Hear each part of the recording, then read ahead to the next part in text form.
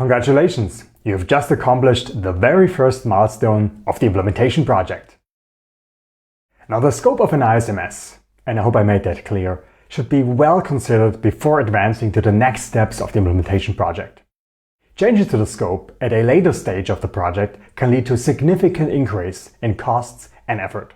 So you are well advised not to rush the step and to make sure that all stakeholders who have a say in this decision have been heard. Here is another look at the project plan and the tasks that we covered as part of Step 2. Now, within Step 2 we talked about the so-called context of the organization. For that reason we discussed external and internal issues and the requirements of interested parties, where we also have external interested parties like legislators or investors and internal interested parties like employees, a workers' council, and so on and so on.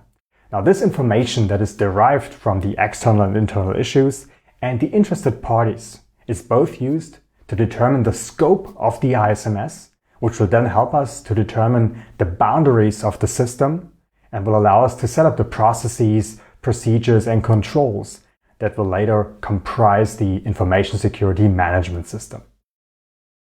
Now, as part of the course, you received a template for a context analysis process that outlines the necessary steps to determine both internal and external issues and the requirements of interested parties as an input for the information security governance process that was given to you in Step 1, which is then supposed to determine the scope based upon the input of the context analysis process. And with that being said, let's move on to Step 3, in which we're going to conduct a gap analysis.